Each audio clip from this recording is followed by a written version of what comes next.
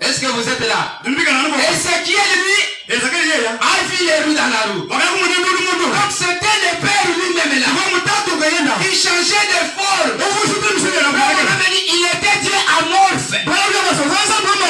Amen. Il pouvait prendre la colonne de feu pour conduire les enfants d'Israël. Il pouvait prendre la corde euphonique. Il pouvait prendre les nuées de gloire.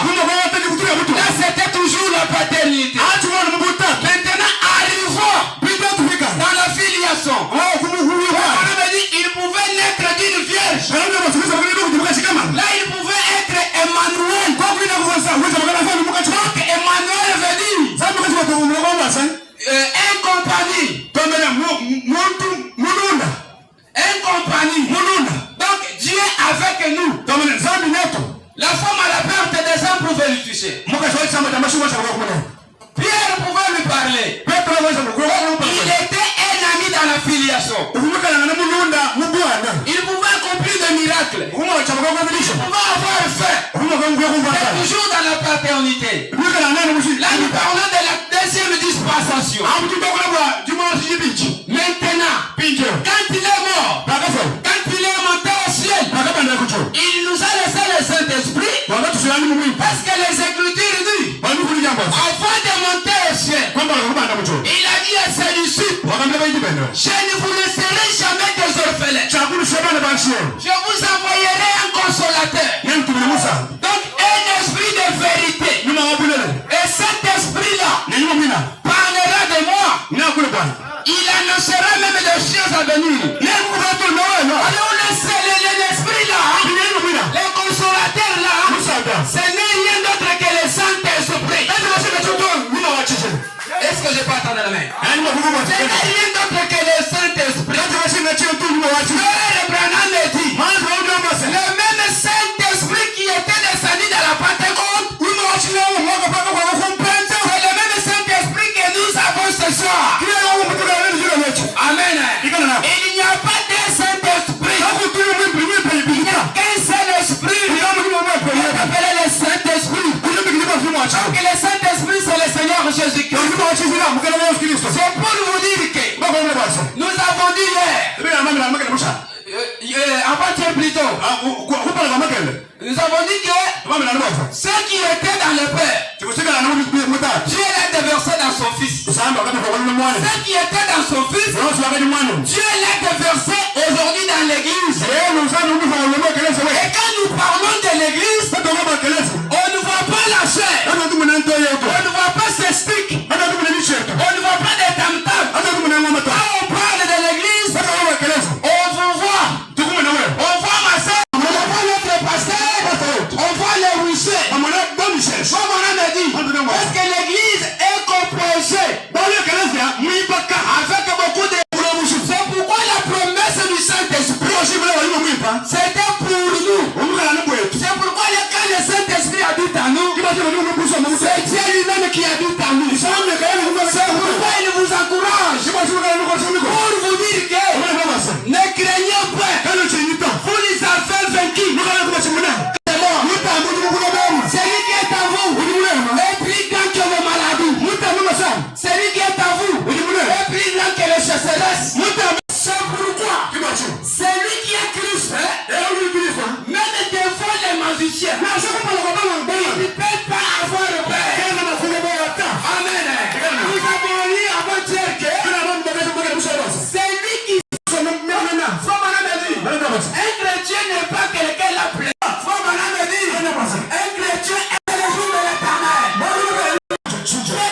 Il n'y a pas une souffrance éternelle. Pourquoi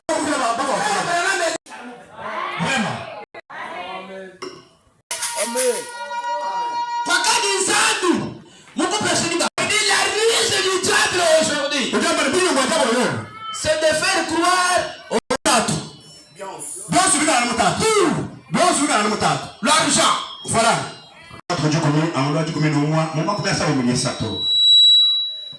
Paragraphe c'est 153. Le Branham me dit, oh, si seulement nous pouvions recevoir cette vérité.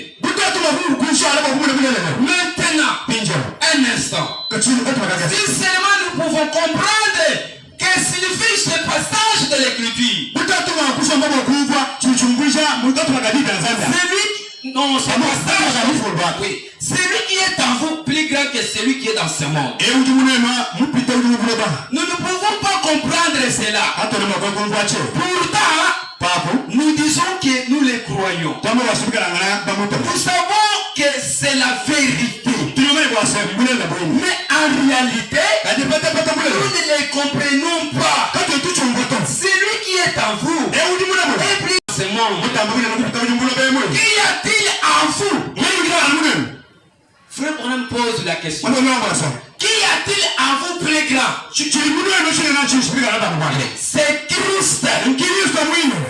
Loin. Le Dieu qui était en Christ est en vous.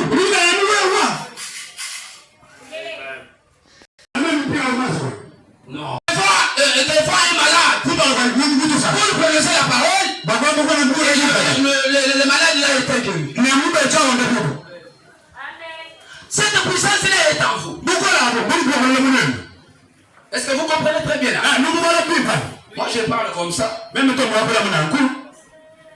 Que le Seigneur Dieu vous bénisse. Que Dieu du ciel vous bénisse.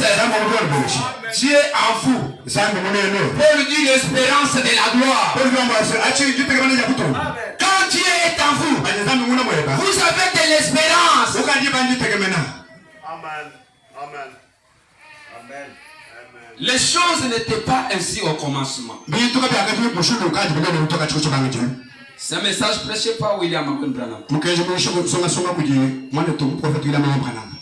Les choses n'étaient pas ainsi au commencement. Prêché le 20 janvier 61.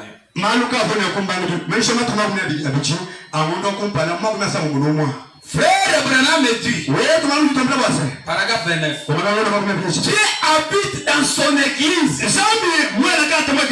est l'église du Dieu vivant ici? Est-ce qu'il y a une église du Dieu vivant? Dieu habite en vous. Et vous êtes son église.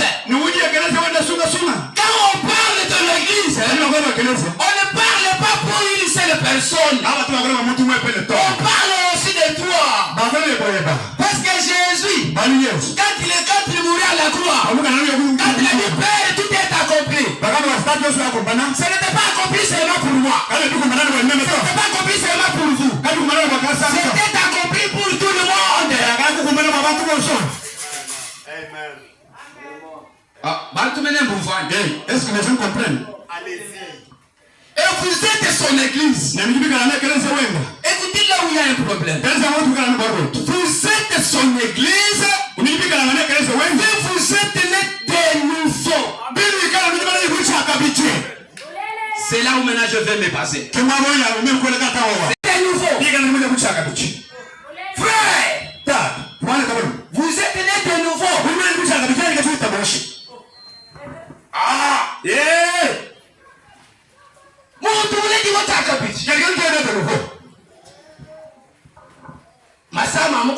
Les maladies l'attrapent et il va là-bas chez les marabouts.